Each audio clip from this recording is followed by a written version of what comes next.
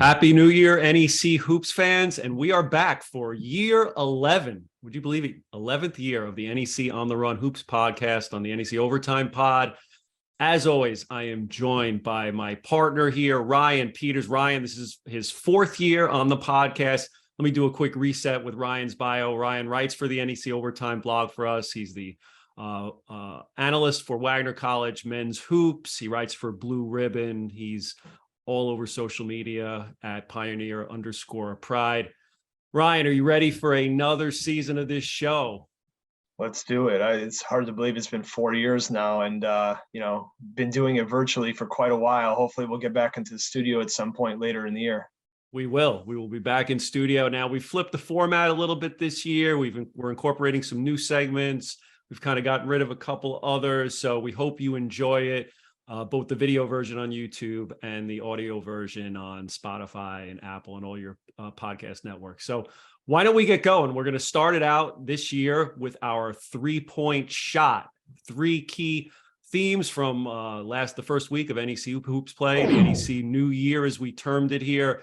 And Ryan, just as we expected after seeing the first 2 months of non-conference play, there's a lot of parity in this league. And as we said before we started here, every game is going to be a rock fight, right?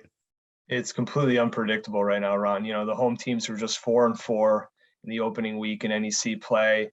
Right now, Ken Pom projects a 5-way tie for first place at 9-7. Get your tiebreaker scenarios ready. And this is it's a nightmare already, even thinking about what this season may turn out to be in late February. You may have to get Craig ready in late January for these tiebreakers. But yeah, there's 5 teams right now sitting at 1-1 after 2 games. And I don't know, it's going to be completely unpredictable. You have Merrimack going into FDU playing a great first half, and then FDU plays great in the second half, wins. And then Merrimack goes into Wagner, who won on Thursday, and beats them up in a defensive slugfest. Sacred Heart didn't look that great on Thursday, but then they took care of business on Saturday. Stonehill looks really good. They look better than advertised. And so it's just going to be completely unpredictable. Like you said, any given night, any team can win. I mean, what is the magic number for conference wins, you think, that gets you a regular season title? Is it 11? Is it 12? I don't see a team going 12-4 right now. I mean, it could happen for sure, but based on the data that we've seen for the first half of the season, it's tough to come up with a 12-4 team. Yeah, I mean, historically, we've said it before, and it always seems to happen in some way, somehow. But if there is a year where we could see a logjam up top through the middle, like the difference between 1 and 8 could be very small this year, which will make the tournament great, right? Like it'll be exciting once we hit those quarterfinals because every game will be up for grabs. Yeah, and home court will be paramount in the tournament, right? Because history has shown, excluding the pandemic year where Mount St. Mary's won 2 road games because it was a shortened tournament field, you need a home game in the NEC tournament, at least one home game to actually get hot and win 3 games in a row and go dancing. So getting a top 4 seed is going to be big. And like you said, it could be a difference of 1 game, between like going maybe 10-6 versus 9-7. Like that could be the difference between a 4 or 5 seed and you having to play 3 straight road games to go to the tournament, which is much more difficult than having 1 or 2 home games to get to the tournament. Let's go to the first weekend's results on our 3-point shot here. One of the teams, only one team went 2-0. There's one team that's at 1-0. That team is St. Francis University. 2 tough games at home. But you know what? They got the wins, and that's all that matters. And they're in good shape now after week 1. Yeah, they haven't had great home court advantage over the last 2 years as Rob Krimmel's kind of rebuilt this program. But when they were really good from 2017 to 2020, they got to the NEC tournament final 3 times in that span. They always won. They always took care of their home floor, and they did that this week with victories over CCSU and Stonehill. The offense really stepped up. They scored 1.09 points per possession, shot 56% from deep. Luke Rugreath, 5 of 5 from deep on Thursday, really kind of, catapulted the Red Flash to that victory, especially in the second half. And, they won it in 2 different ways. Down the stretch against Stonehill, they had their backs to the wall. Stonehill was probably an 80-90% probability to win that game deep in the second half, but Red Flash, give them credit, 17 points over their last 10 possessions of the game to just eke out the victory and go a perfect 2-0 in the homestand. Yeah, let's talk a little bit about that game. Well, first, the Central game, they hit 14 out of 21 from three. That was one of the best. It was the best 3-point shooting performance percentage wise in the conference in 11 years with at least 14 makes. So that was a rare thing. And Ruggery was amazing. So you're right. They got it done that way in the opener. Then we go to Saturday and Stonehill, we'll talk a little bit more about it. I mean, Stonehill looking to go 2-0, in their first foray into league play.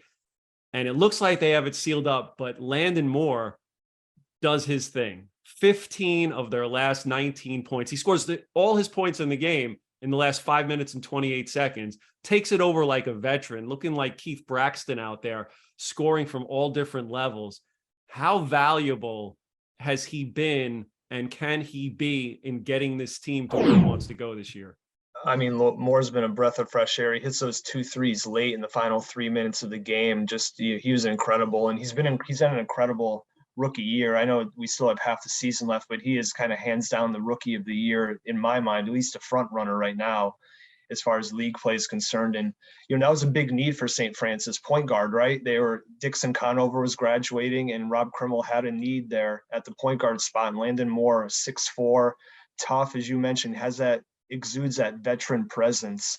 And him and Josh Cohen have been really steady and kind of helping the Red Flash, especially that offensive unit. And he's been fantastic. And once Max Land gets going and Rennell Giles, he came off the sprained ankle, missed 8 games, but he's going to be a really good athletic presence for Rob Krimmel. Once those guys get going, they're going to be a formidable opponent. And the fact that they got off to a 2-0 start bodes really well for them. So great start over in Loretto. Let's talk now about some of the new coaches in this league that picked up their first NEC wins. Why don't we start? We've talked a little bit about Stonehill. Let's talk about the job Chris Krause and company have done so far this season. Yeah, I mean, 51 points against my Pioneers in the first half is incredible. 10 of 16 from 3. All you could do is shrug your shoulders. I mean, a lot of these looks were guarded, but they were. The ball movement was fantastic. The offensive flow. You got Andrew Sims in the middle, just creating space and making layups, and then the outside shooting that they had. So really impressive effort. And Stonehill really could have been 2-0 if they, didn't blow that late lead, thanks to Landon Moore and St. Francis University. But great job by Chris Krause. Shout out to Donald Copeland, gets his first win, an NEC conference win at LIU. Any road game's a tough game, and they had to grind that one out for sure at the Barclays Center, but they got the job done. And then Tobin Anderson, he's going to have a lot of wins this year, I feel. Just a really good workmanlike effort from the Knights, especially in that second half when Merrimack built as big of a 9-point lead in that first half, but the Knights just kind of ground it down. You got to credit Dimitri Roberts, Grant Singleton.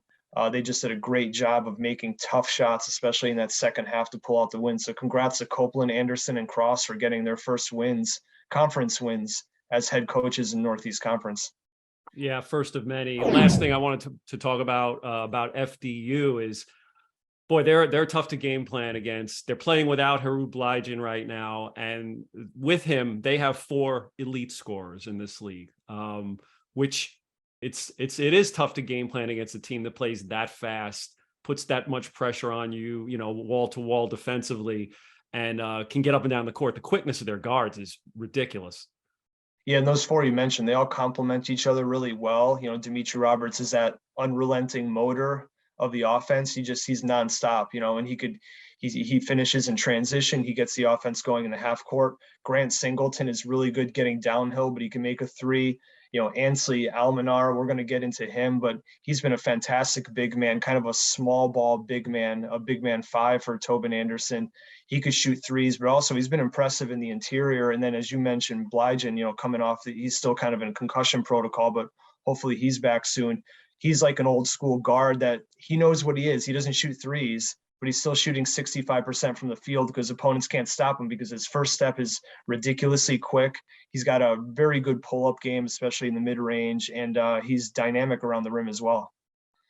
Yeah, we saw FDU's potential when they beat up on St. Joe's on the road earlier in non-conference play, and some other good wins, and the Illinois-Chicago game to start the season kind of set the ball rolling on what they could be. So as we said, Ryan, week 1 in the books. Looking forward to see what goes down next week, see if we do have some separation in the standings. But for now, that was our 3-point shot. We're excited to be joined by CCSU junior forward on the NEC Open mic this week. Kellen, he's been making waves this season, comes off a huge game at St. Francis, Brooklyn, and Central's win on Saturday. Kellen, thanks for joining us today. Thank you for having me. Thank you for having me. All right, so I want to get started. You scored 36 points, made 13 out of 16 shots, all 6 of your threes on Saturday. You made 9 straight at one point in the second half. So you were really in the zone this game. What's it like to be in that zone where everything you're doing on the floor is a net positive for your team? And what did it feel like for you in that win? It feels good for sure. I'm gonna be honest, like, and during the game, I wouldn't say I really felt like I was in the zone. I just happened to be making shots. I'm gonna be honest. It's not like I was unconsciously just shooting the shots. Like, I feel like every shot was a good shot, and I feel like, if I get an open three, I honestly feel like I'm gonna make it every time. And my teammates were finding me, and I was getting plays called up where I can get open shots. So, it just kind of felt regular, and I trust in my teammates and I trust in my ability to shoot the ball.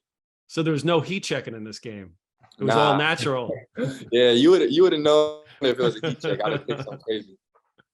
He didn't miss, Ryan, so he didn't miss. So there was no heat check, of course. I mean, he just made everything. It was incredible. But Kellen, you have such an analytically friendly part of your game where you take a lot of shots at the rim, you take a lot of threes, you kind of avoid that 17-foot to like 3-point line jumper, which is not the best shot efficiency wise in college basketball.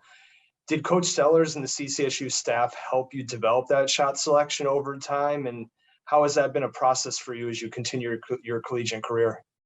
Yeah, I think I just worked on my game, like the way my game kind of developed. I always could shoot the ball, but when you get to college, if you can just shoot the ball, people can take that away. So I watch a lot of film and I watch other people play, and I try to figure out how they can be effective doing what they do, and I try to emulate. So I was like, if people taking away my three, how can I be more effective going downhill? How can I be more effective like trying to get my teammates open? You can't get your teammates open, you just shooting threes the whole game. So you gotta be able to attack the basket. So I just kind of watch a lot of film. Yeah, I feel like you've attacked the rim a little bit more these days. You're shooting 65% from the rim this year via synergy. So has that been true where you kind of maybe jump shot happy early on, but now you're really kind of taking that athleticism, getting downhill and attacking at the rim? Is that true? Yeah, that's definitely true. I think it just comes from like getting comfortable. Like one thing that I always talk with my dad, he always tell me, I always get better about it as the season goes on, and I barely played last year and the year before. So, you coming in, you got a bigger role. You kind of want to be safe, and like jump shots is like safe to me. So like I started to just try to, as the season got along and I got more comfortable being out there, I started trying to, go by my man and try to make plays at the rim. Yeah, and you have 23 dunks this year, which is a lot of dunks. Is there a player, college or NBA, that you try to emulate your game around? I'm just curious because you got that unique style. You're long, 6'8". You could shoot it. You could get off the dribble with your speed. Is there an NBA player that you like to kind of emulate when you're out there? Yeah, I think the player I watch the most out of anybody is probably Shai Gilgeous-Alexander. I'll probably watch all his games for real. Like we definitely different in how we play, but like I try to watch him just because he's not super fast, he's not super athletic, he's not super like anything. He's just really skilled and he knows how to use his body and his length to score. Okay, I thought you might say Kevin Durant. He played at the University of Texas, and you're a Texas guy, but no, not Durant. Nah.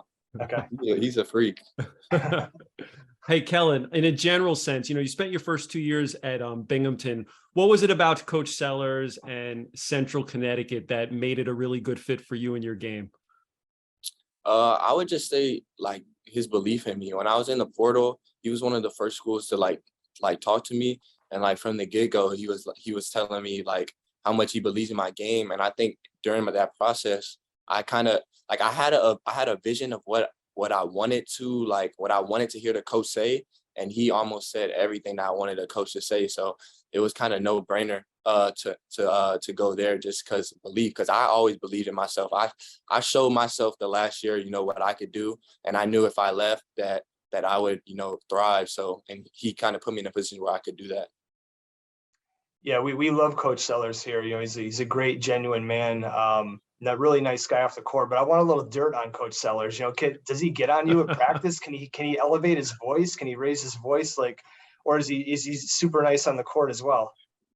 I mean, he's relatively, I would say, the same. But yeah, he has his moments for sure. Definitely as the season went by, he had his moments. He got on me plenty of times. If you asked him, he probably say he gets on me a lot. Because he does, but it's just like how it is. We both real competitive. We both want to win. So it's like, the tension's gonna get high every once in a while, but at the end of the day, I love my coach. I'm sure he loves me, so it's cool. Kellen, looking at your team at Central, obviously you've been trending upward the last portion of non-conference season and now into league play. What's changed since the start of the season on the team, and what do you need to do the rest of the NEC season to be a top tier team in this conference? I think we just need to all play with confidence. I think the biggest thing that changed is just I would say honestly confidence. We came in the season, and it's more structured too. We came in the season, nobody really knows exactly who's who, if that makes sense. Because you got guys like Nigel who had big seasons. You got guys like Andre who had big seasons last year. And, they come in and they want to try to replicate that. But you also got guys like, me, and you got guys like Jay who's coming in from a different, me, I didn't really do much. Jay coming in from, he was at JUCO. So it's how can we mix new guys with the old guys? It took us a little longer than we would have hoped, but I think we're starting to figure it out a little bit more, and our coach is starting to figure it out too, how to play us all together where we all can thrive, where the team has success. That's a great answer, Kellen. Well, we're going to let you go now. Thank you for spending some time with us on the NEC Open Mic. We look forward to watching you and the Blue Devils the rest of conference play. Good luck with everything. Thank you very much. Thanks, Kellen. All right. Next up, we debut our NEC Heat Check. 3 players who were getting it done last week. Let's start up in New Britain. Kellen Amos, our player of the week for the second time in 3 weeks. What a game he had on Saturday against St. Francis Brooklyn. 36 points, 13 for 16 from the field. And once again, 6 for 6 from 3-point range. Ryan, I know you were impressed by this. We were all impressed. How good can Kellen Amos be? He's like a reiteration of Ty Flowers from LIU. I mean, 6'8", can stretch out the floor. He could break opponents down off the dribble. He's got just enough quickness and athleticism to take advantage of that. And then the length at the rim, he could finish as well there. So the way he played this week, it's just not fair to the NEC competition. He was unstoppable, especially against St. Francis Brooklyn. 6 of his threes, he hits 3 from the left wing. He hits 1 at the top of the key. He hits 2 from the right wing. I mean, he's just got such versatility in his perimeter game. And you couple that with 7 of 11 from around the rim against St. Francis Brooklyn in that 36-point effort. So just such a dominant half. He made 9 straight shots in that second half. So when he's rolling like that, I know, Pat Sellers saw this potential in him when he recruited him and got him in the transfer portal from Binghamton. But my God, he's a top 5 player at that level. There's no doubt. Yeah, I put it in our notes this week. We have it. There's only been in the last decade 2 players who have gone 6 for 6 in a game or better, with 6 makes without a miss twice in one season. And Kellen Amos has done that already. He's got his 3-point percentage up near 40 now. While he's getting it done for Central, NEC newcomer Stonehill, they got plenty of shooting up there, plenty of scorers up there, but one in particular, Andrew Sims, has really impressed over his first 2 months of his career in the NEC. Yeah, I'm just seeing him for the first time in his career. Obviously, he was in the NE10 for the last 4 years, but after watching him score 35 points this week, you could just tell he's a 5-year veteran, just with his court presence, his ability to find space in the floor, and just be efficient around the rim. You look at his metrics and his proficiency is up everywhere. He could post up. He's making 58% of his takes there.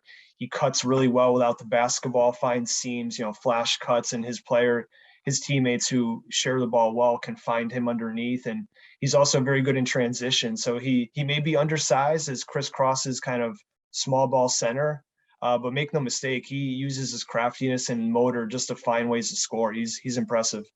Yeah, I love his versatility. I love his patience when he gets the ball down on the block, and he's tough. He's has a style unlike anyone else in the NEC right now, and he's just so patient with the ball when he gets it, and he makes good decisions. So Stonehill with Isaiah Burnett and with Andrew Sims and some of their shooters, definitely not an easy team to stop from scoring. I think that's something we've noticed already. Yeah, especially when like Shamir Johnson makes 5 threes against Sacred Heart, or you get, Josh Mack going. And, I mean, they have 5 or 6 guys who can score double-digit points any given night. And that's a special thing. That gives you versatility. That makes you very difficult to guard. And, you mentioned patience with Sims. That's a perfect way to describe him, because he could finish with both hands in the lane. He's never in a rush when he gets the ball, right? You never see him sped up, at least from what I've seen Sims play. Agreed. So he'll pump fake you. He'll go to his left hand. He'll just figure out a way to get it up on the rim, and he finishes more often than not. Yeah, I love some good footwork. So let's move on to another player in our heat check, Ansley Almanor on FDU. When we're talking about the most improved sweepstakes this year, Ansley Almanor's got to be part of that whole package, right? Oh, he's tremendous. He's been a perfect front court fit for Tobin Anderson. And not only did he score a game high 25 in the victory on Thursday, but he just made some tough 2s and long 3s to kind of quell Merrimack's unrelenting zone defense. I mean, Merrimack, that's what they do. They force you to take really long 3s, or they force you to take, those tough 17 to 20-foot jumpers. And Almanar and also Grant Singleton did a great job of doing that in the second half to kind of pull the Knights into the, get the victory. And, his blend of shot making, and now he's got that interior ruggedness. He necessarily didn't have that as a freshman, but his ability to finish around the rim, but also he's now 6th in the league in block shots. So he's exuding a defensive presence as well. He's been, as you said, very much improved in his second year. FDU has been tough this year. Ansley Almanor, part of the sort of that recipe for success for Tobin Anderson so far for the Knights. And that's our NEC Heat Check.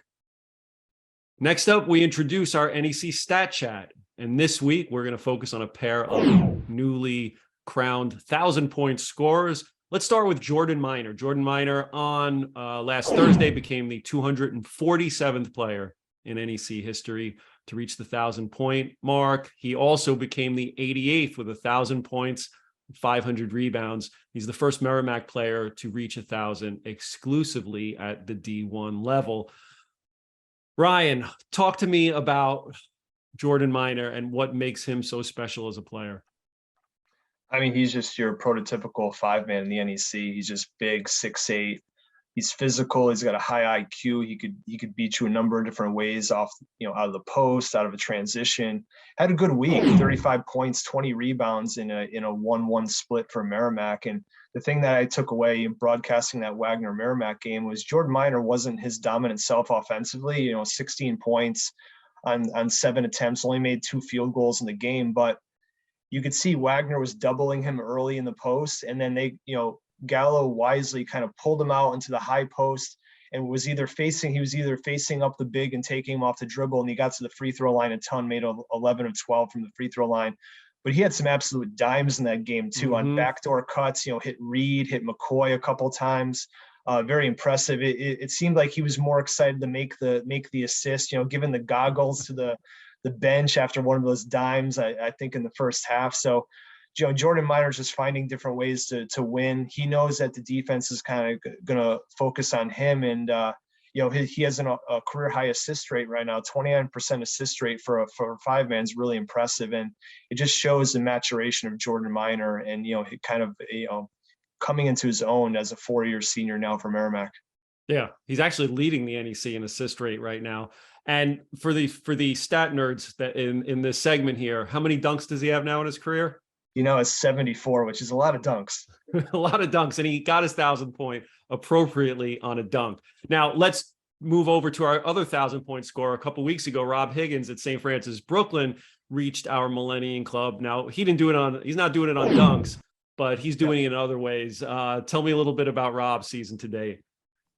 Yeah, I mean, Rob's also had a maturation as a player. He was an off-the-ball scorer, an energy guard coming off the bench in his first couple of years, but then he had to become the main point guard last year, and he kind of matured as a guy who could facilitate, not only get shots for himself, but get shots for others. Right now, he has a career high assist rate at St. Francis Brooklyn, 8 straight games in double figures. So he's just another heady senior that's done a great job kind of running Glenn Breaka's offense. And, hats off to Higgins on the milestone, 1,000 points.